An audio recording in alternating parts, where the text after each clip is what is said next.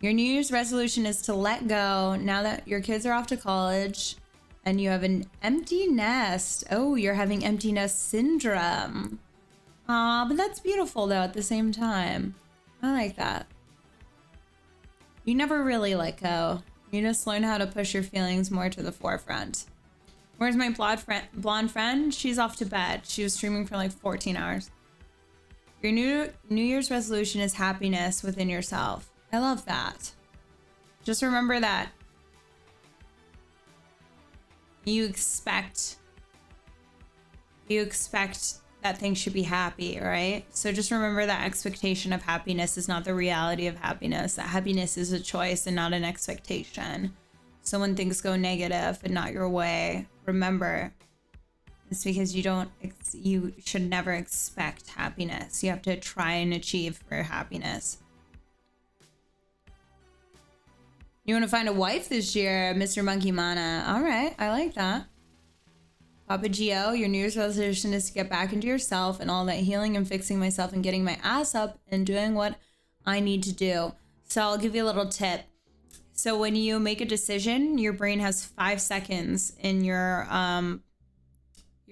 have 5 seconds to make a decision in your, I forget what part of your lobe that actually makes a decision. So when you decide, oh, I need to fold the laundry, you have to get up and you have to fold that laundry within the 5 seconds that you have that thought, or you're not going to do it. So if your New Year's resolution is to get up and do things, make sure that when you say, oh, I need to do this, you don't allow yourself that moment of processing, should I do it or wait? Just make sure you do. You get up and you actually act. That'll change your whole life. That's why you didn't do yoga? Yeah. I'm telling you, yeah. It makes sense because that's literally like scientists have studied that. You have 5 seconds to actually do the activity that you're thinking about. Happiness comes from accomplishments. Try to achieve little things and the happiness will come little by little. Mm-hmm.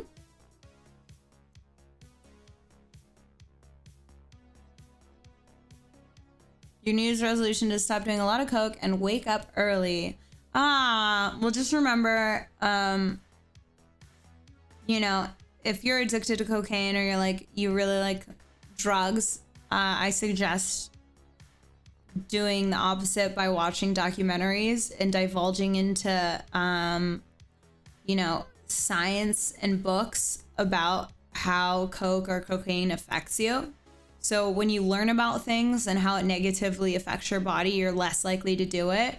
So if you have an addiction or a problem, if you don't want to seek out help through like an addiction resource, the best thing you can do is you can learn about how it's going to negatively impact your life and how it's negatively going to impact your health.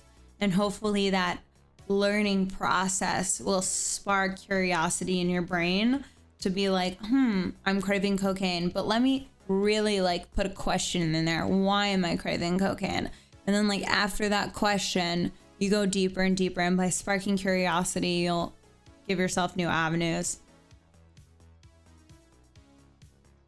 I would try that.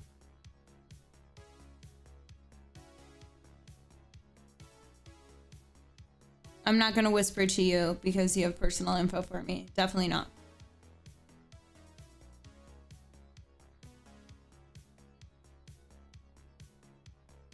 Well, if cocaine's in front of you, then you should not hang out with those people. Like, what are those people doing for you in your life? Why are you hanging out with people that do drugs? There's no point. There's really no point. You can live life and not do drugs. Like, you can have just as many friends who are sober or happy, like doing normal things, as you can doing terrible things. It's not mine to not so do it. Well, then it sounds like you still want to do cocaine, Papa Gio. Let's be honest here. You want to do cocaine and you want to have the idea that you don't want to do it. But your base comment here is that you really do want to do it. And until you actually decide authentically in yourself to not do it, just know that from the outside in, you still want to do it.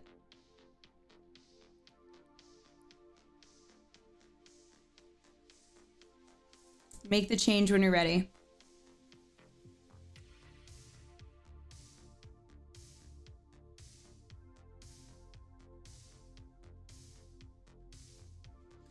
Well, here's the reality. If people can't enjoy a party or a Saturday without drugs, it's because the party and the Saturday is lame. That's why you just need to make your own happiness. Like, fill the room with sober activities. I can invite 10 girls over, and not for sexual reasons, and literally be like, hey, here's a bunch of easels and finger paint. And like, let's just paint sober and have a great time. We'll have a great time. Like, you just have to find the kid at heart and find how to make that part of you happy. And if you're doing something to where you need to be like fucked up, or people aren't enjoying it unless they're fucked up, it's because it's like a lame thing to do, and you shouldn't be doing it anyway. Like, I don't go out to clubs because I didn't want to go out to clubs in LA unless I was drunk. And then I realized, oh, because the clubs are actually shitty and they're full of shitty people.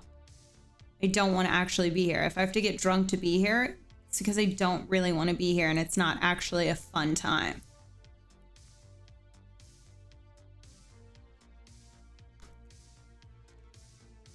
You know what's a fun time? Getting together and playing board games. Getting together and like doing something stupid. Getting together and playing tag, like even a game of tag. Like, you don't even need to do anything to set up to play tag, but like, go to your local fucking Walmart and play tag in Walmart. You're gonna have a fucking blast and thank me for it.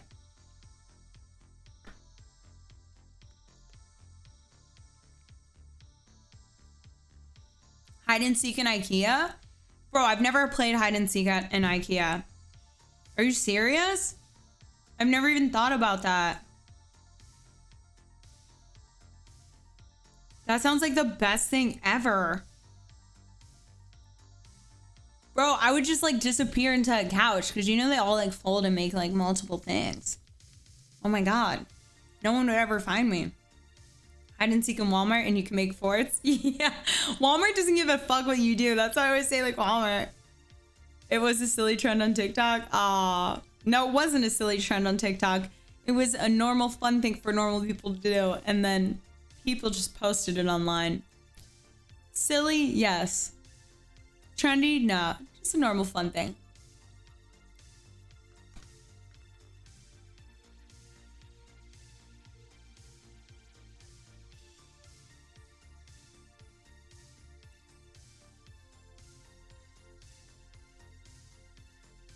What's up, Dobby? How you doing?